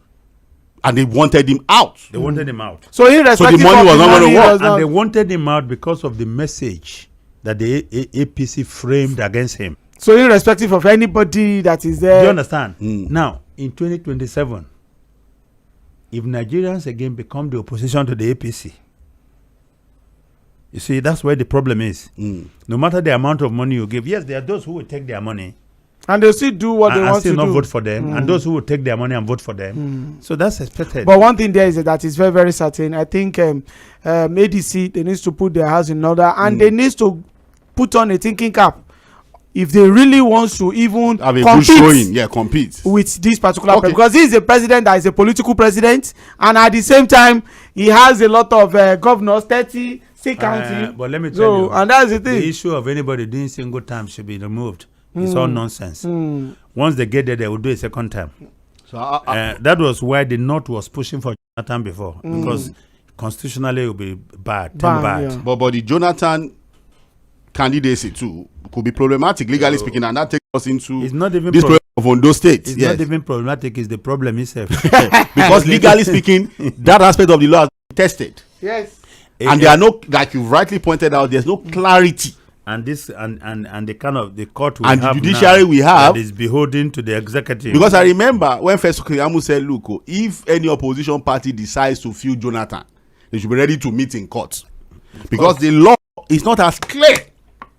It has not been tested. In cases where we thought the law would be, even if it has been tested, they will change it. Even when that's true, we've seen laws interpreted in different ways from the same court. We've not seen Shebi is one appeal court that is advising instead of giving judgment. Barrister, I keep talking about even the local government autonomy. The same Supreme Court had ruled before that local government funds cannot be paid directly until you amend the constitution. But under this government, they say, look, that's what I'm saying. It can be paid. Now, on that same issue, just 2-3 minutes so that we'll open the phone lines. On this Ondo State matter, where Shetima, I think we'll rest that because I just want to talk about this Ondo State matter. I'm surprised that, look, the Court of Appeal in Akure Division, just as back as January, has stopped the Federal High Court from delivering judgment in a suit challenging the eligibility of Ondo State Governor Lɪᴠᴇ Adegbengro to stand election after the expiration of his current tenure in 2028. Don't you think that if we have courts giving judgments, it will give us clarity to this issue? Why is an appeal court stopping the judgment of a lower court? I think it's more political. They want to prevent a collateral damage at this stage and give the governor some room to wiggle. Otherwise, the judgment. Why just stop the judgment? We don't have the contest. Could it be that Lɪᴠᴇ Adegbengro went to the Court of Appeal and said he went to the Court of Appeal. Maybe the biasness of the yes, and his written interview was saying that, look, why do you take him to court when he has immunity? I'm like, this is not a criminal matter. It's an interpretation that this other guy interpretation that was a scheme for. But again, this aspect of the law has not been tested. Final question, Barrister, to you and Nurudeen. The safest ticket for the ADC, the safest and what you would consider the most potent ticket against the APC by the ADC, what do you think they should field? Who and who do you think they should field? And in what order? No, then go first. So I can steal your own idea. Well, listen, the safest and the most potent ticket against the APC by the ADC would be who and who? Who should be on top and who should be the running mate? Well, for me, I have to. You don't have to. I have to. The reason why I have to is this. Because things can change as we move on before their primary. Okay. The first one is that I think Atiku Obi ticket will be a very good punch. That will be the first choice. That is going to be the first choice. Second choice. Then the second choice may be Obi and somebody from the northwest. But the first choice, in case Obi. If somebody like Rabi Kwankwaso or anybody in the northwest that are so back, then back Obi. And with the backing of Atiku behind them, I think they can have a very good. But the best one, I think Atiku and also will be, because one thing there is that there are so many Nigerians that they don't want to even look at the southern and northern dichotomy. They don't want to look at that. They want to look at how their life is going to be better. They want to see the changes in their life. They want Nigeria to better. So they don't care. They will see that in Atiku. No. And they don't want to care where anybody that is going to bring a fresh ideas to them. There are some certain people. Why there are some certain people they said, this president, we are with you. Me. The ADC must have Obi on top of their ticket. That is Obi on top of the ticket. The ticket. And they could have either Rabi Okwankwaso. This is a political persecution. Okay. But whatever ticket that they will have, Obi must be on the ticket. Obi has to be on the ticket. All right. Thank you so much, Mr. Kurtis Adigba. The Waziri Adamawa should should become an elder and work for the party. All right. Thank you so much, Mr. Kurtis. Thank you, Nurudeen Adegbengro. We open the lines now.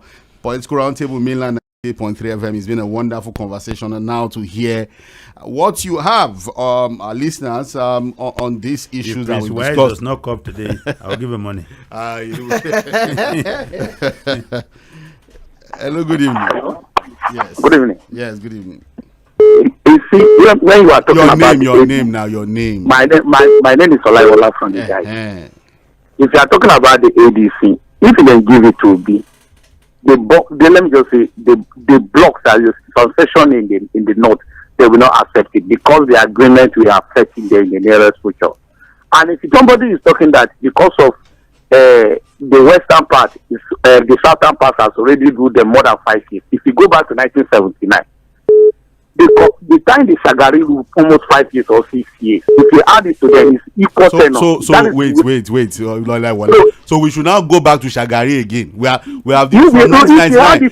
So we should now even go back to Shagari. Yes, you see that time. Okay, let's go back to the coup plotters. Say we should go back to 1960. No, if you are talking about the democracy, they are talking about the elected position. If you are talking about, forget about the coup, forget about the military. They are talking about the democratic. So we should go back, and it's still part of leadership. So should we go back to that one? The issue is that if you go back to the most of the northern will not accept it, and if you say you should return back the vice president to the northwest. The Northwest now, even the next election comes, if they want to bring it back to the North, the Northwest will not get a presidential ticket. It's only the Northeast and the North Central. That is the people that can be a president for the North. From North Central and the Northeast. The Northwest have enough leadership for that. Right. The only North Central and the Northeast will remain to produce a president. You decided to put us on hold. Hello? Hello, good evening. Hello, good evening. Yeah, I greet the guests in the studio. We greet you too. Good evening. My name is Shola. I'm coming from Canada. Yes. Yeah, I was telling somebody some time ago because if you look at the why the president will now bring people that criticize him into his government, I tell people this president operates like a mafia. Are you with me? And one of your guests said, I think by Kurtis, he said, bring your enemies close. And again, what he wants to achieve, is to change the narrative. For those enemies to change the impression that people have about him. That, this is the good side of me. You understand? And they have discovered that I'm not what they thought I am. So all this boils down to this president, he is just so desperate, to cling on and to remain in the power and to, cajole everybody to his side. So this is very, very, very easy that Nigerians must be able to face as a reality and know how to tackle this thing. Thank you very much. All right, thank you so much, Ola. All right, hello, good evening. Hello. Yeah, good evening. Hello. Yes, good evening. Good evening, gentlemen. It's Emmanuel speaking to you from Ekwe. From Ekwe, okay. First off, on the issue of a disposed person of Nigeria. I mean, the Nigerian government, President Bola Ahmed Tinubu, that is Daniel Bwala. It is as if people in government are always afraid of criticism. If you remember, Mr. Femi Fani-Kayode wrote a damning article about the Obasanjo administration. And after some time, Obasanjo brought him in, into government, and then they became friends and so on. So I think it's the same game, with Bwala. So to get a job now, just be a fierce critic, write damning things, you get the job. The only person who we didn't understand what happening between them is Segun, because at a point he was dancing towards the APC. But I think they never danced well. He's still dancing. He never really danced well. I didn't know that. I think Daniel Bwala didn't do a good representation of a Nigerian. Because isn't this that people will call us liars? Because no. This fact, he represented himself and the government. So he didn't represent me as a Nigerian. The facts were put before you, and then you keep denying. So I think there are better ways, to wish away everything the guy was saying, because there was no way he was going to escape, and I didn't think he do his own work well, because you need to interrogate, the mindset of the journalist himself. And again, coming back to the issue of the ADC, I think the best ticket for now would be Atiku Obi. Okay, Atiku Obi. Because. Hello, good evening. Yes, good evening. My name is Mr. Rubo. I'm calling from Ojigbo. You're welcome, sir. Good. Fuhad and Barrister Kurtis, Nurudeen, we greet you. I greet all of you. We greet you too. Okay, I just want to quickly say something about why Jonathan lost in 2015. Okay, for me, I think the only reason Jonathan lost was because by 2015, we have had an unbroken democracy for 16 years. And of that 16 years, the North, Yar'Adua, had been in power for only 3 years. So if Jonathan was to be given another 4 years, that would be 17. There was no way going forward the North were going to recover that. And so whatever you were going to say, no Northerner was going to support that kind of situation. So they all came out against it. They wanted to recover a few years that they've lost. So even if it was not Buhari, yes, Buhari had a lot of following in the North. But even if it was somebody with lesser support, maybe Atiku or Conquer, so he still would have won, defeated Jonathan. Accordingly, there's no reason the North would have supported Jonathan. Okay, all right. Thank you. Hello, good evening. Hello, good evening. Yes, good evening. Yes, my name is Salah. I'm calling from Alagbado. You're welcome, Alagbado. Good.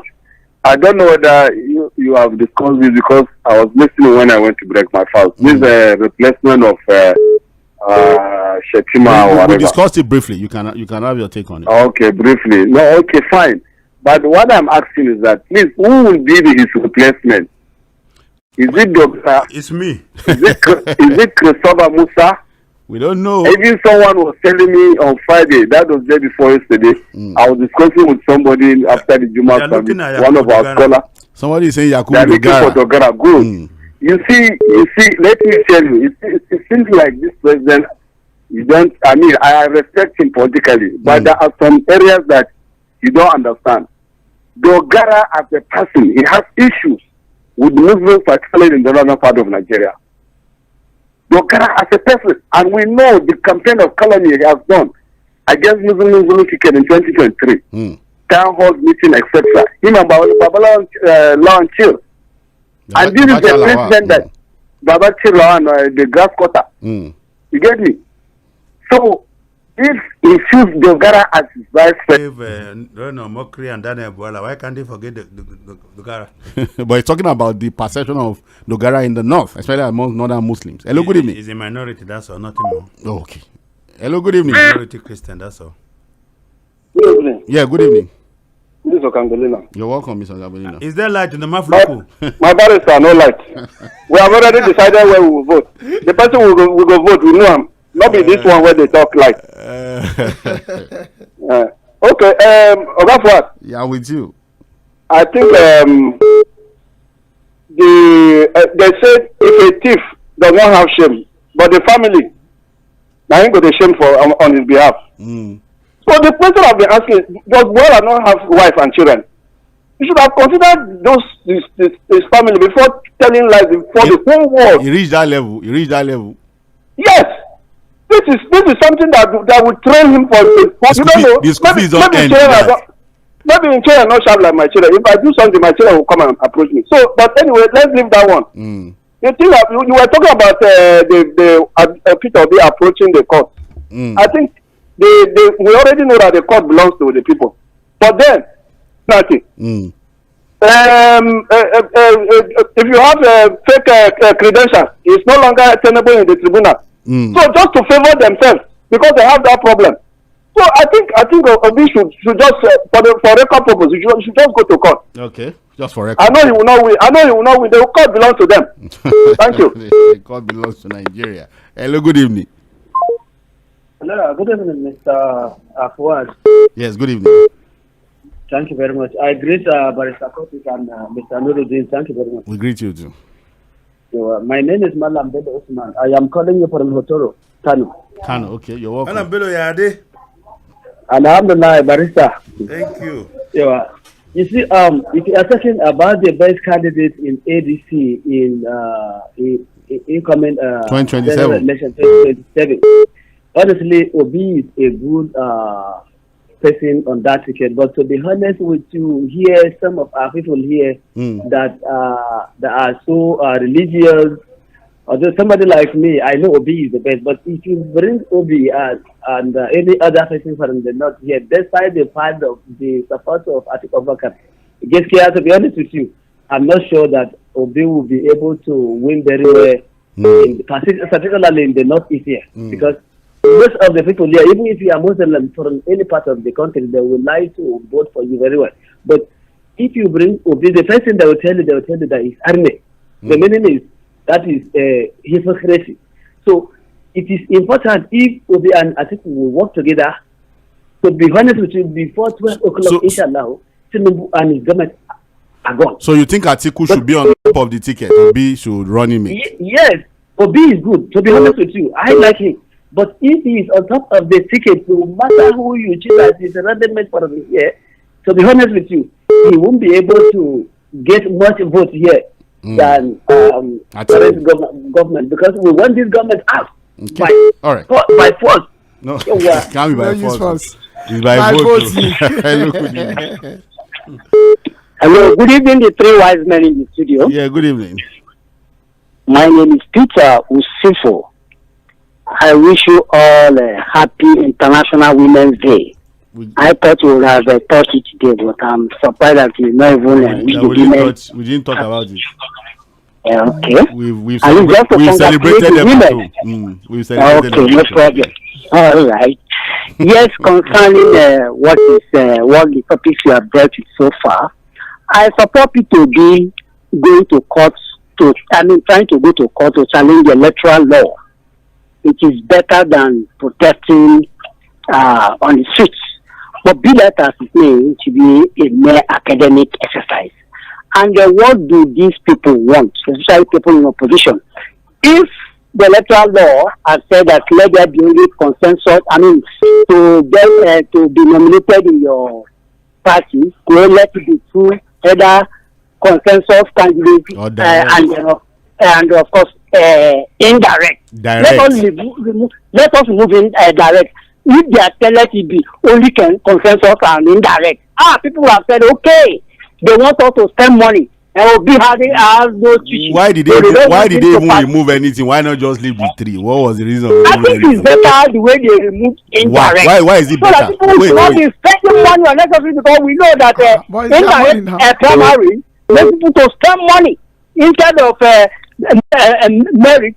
You know, you merit. So for direct primary, they won't spend money. Wait, for direct primary, they won't spend money. Wait now, do you know the real how direct primary works? It's being conducted. Of course, I've experienced direct primary in my own. So do you know that all those party members, there will be people to rally them, to move them around, more like even the way you deal with delegates? Anyway, that is just for that. Then as for this Daniel Bwala, hello. I'm with you. Thank you very much. People are going against him, but I support the way he presented his case. He did very well. As far as I'm concerned, he did what he should have done. And he can deny tomorrow, say, go to court and everything was AI generated. Okay. You understand? So, the most important thing is wait.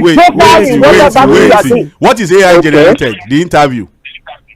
Well, he may go, but if they go to court, he may say yes. Which court? Who is taking him to court? But as far as I'm concerned, he did well in that interview. Because tomorrow he can wake up and say it's AI generated. Reverse psychology. It can also be regarded as reverse psychology, as it were. Reverse psychology. You see, for you they try well. You dey try you. You dey try you. Hello, good evening. Strong member. Good evening. Rishi, good evening. Yeah, Barrister, good evening. He says reverse psychology. Yeah, good evening, everyone. Good evening. Yeah, Barrister, I must appreciate your wisdom the way you analyze that Bwala performance and because they give like expo. Yes, and I think you will do well if you are given this kind of appointment or assignment. Is that? He's not looking for maybe not keep on no, we will give him. He is a party member. Don't forget, he's a party member. Look for But sincerely, I think I'm personally disappointed in Bwala. I was expecting him to. They say it's reverse psychology. You just had to see for. I was expecting him to do well in this kind of area. I also believe in him, but then that is their own Bwala. I think President Tinubu is just trying to buy the people more with their appointments and all that. All right. for ADC, I think I'm personally disappointed in them. For them not to even for a presidential candidate like Obi and Atiku not to have even gone through the electoral act to see even why the thing was still a B, to see how this particular kind of people, this kind of element cannot be our president in this country. It will be enough. Thank you. All right, we'll take the last call and read the messages we have on Facebook. Hello, good evening. Hello. Hello. Yes, good evening. I'm beating all the white men in the studio. I greet you too. Ramadan to all in Nigeria and the men together. Oh, it's one. Thank you. You go better for love now. Amen. Number one. Your name, sir. I think your name, my name still remains Prince Wise calling you for most of this evening. All right. Number one. This voila. I like that face of you. No, I say that is Akande Dumari. When you talk of Obasanjo, talk of Tinubu and some people that is Akande. You talk to this man. I think all these people that Tinubu will know for now. Tinubu is past World Peace Award. He only accommodate people. Look at Baba in Lagos. Say if it's Tinubu and run out of Nigeria, you have to say delegation to him. Baba not of running away here. The local government chairman of your radio station, his father. I think that's a time fat Ogunlewe. So all these people, they come back to this man. In fact, I don't know how to create this man. I give kudos to him by accommodating them. Now, number two, why do you want to go for only 1 year? That's a manner for him. If you think want to go, the northern people governor will campaign against you say this man wants to subject the north. Why you want to go for only 4 years? So everything when you talk of 2027, it is people at more than any other candidate right now. All right. Thank you. Let me squeeze in this call because he's been calling. Hello. Yeah. I just squeezed it in. Oh yeah, yes. By 1 minute. I will recommend you for appointment. Look, what gives our buyer Nuga? Don't worry. Look, that position. Your name. You know that this ambassador. Yeah, to me, look that job. We have Daniel Bwala in this job. So most of them they didn't do up to look. Maybe one day you be put in that position. I will see how you perform. That is the driven entirely. And ADC they have failed because they failed to prepare at the right time. They have no time. They could have done this for a long time. So that they are not ready. Look, they are not ready. No global position for now. Honestly. They are not prepared. ADC ahead of them. Okay, all right. That will be the last call for the evening. Let's deal with the messages we have on Facebook. We have Oludayo Oluwafẹ́rànmi saying welcome. We have Ifyok Johnny who is saying good evening, Mainland FM and the guest in the studio. I greet you all and I really appreciate and do enjoy your show. Keep it up, Oga Fuhad. Okay, watching you live streaming in Agege, Lagos here. You guys are looking good and smart. Thank you. We have Olon Nisimi. Samuel saying good evening to you all. Okay, that's just saying hello to us. We have Egbutre Okechukwu saying listening now. James Elegboja saying well done, sir. I learned a lot from your program. Okay, thank you. We have Jami Olamilekon Yusuf saying 2027 election is really a movie to watch. To me, I don't see any opposition winning. Can't you see that PBAT is not shaking? Nigerians that don't vote for Gej then miss out and brought us where we are. Okay. We have John Bernardo saying Bwala really embarrassed himself. If I were him, I'll stay away from the media for now because it makes sense when he's not talking alongside his co-traveler Reno Mokri. A co-disco should please help us. Oh, the discos have become crazy, barrister. From Ikeja Electric to a co from Ibadan, these discos have become completely useless. They are bandits. Although they are saying that I've seen gas supply from because so the megawatt is also a problem. What they are saying. This Ade Labuman, what did he achieve now, barrister? No, he has left the problem for the Nigeria. No problem. Okay. All right. Sunday Noah is saying good evening, friends. Mr. Daniel Bwala didn't know his past would haunt him. He should be removed from Asiwaju government because he lacks trust. All his narratives are false. Okay, we have John Benjamin saying good evening, Oga Fuhad, barrister and Prince Nurudeen. Daniel Bwala thought he was going to be questioned about Peter Obi, but unfortunately, Azan James Unwachi Ogbonna is saying, you see, gentlemen in the studio, I greet you fundamentally. But Sir Kurtis, don't you think that Daniel Bwala lacks integrity? The first one, he denied it and then showed him. The second one, he denied it and then they showed him. Don't you think at that point he should own up and simply save his head by saying he was in the opposition then when he made those comments? Even though I would have asked him further if all the things he said then were not true about the president. Secondly, by Sir Kurtis, I'm thinking of becoming a member of the APC, but the thought is making me feel I'm about to do something wrong against my conscience. You are a member of the party. I want to ask, is it about the party or about the people there? Does the APC have a good image in the eyes of ordinary Nigerians? James Ogbonna from Oshodi. There are no angels in any political party. And integrity is not a strong point of our politicians. So if you like, join any party. Join APC, join a Labour Party, and all of that. It's the same. All right. Nigeria is a classless society. Okay, we have Seyi Eleburuike saying, okay, saying, good evening, sir. Let Fanika Ode go back for the interview. Okay. We have architect Dada Adedayo saying, for Daniel Bwala is the reflection of your president. Look at all his ministers, all APC governors, all failure like they say. Reality na cash and carry. The problem with Dayo Dada is that you send messages. I think it's I don't know. I know there's a problem with the message. I read it before. Unfortunately, Patrick Obiazo is saying, unfortunately, Bwala is the evidence of the rotten system that produced Bwala. Aziz Odukale is saying it's good that Peter Obi has officially joined the ADC, expecting him to secure the presidential ticket. A lot of messages that we cannot receive. We apologize that we can't take your messages. The Maritime Matters people. Okay, all right. You did fast?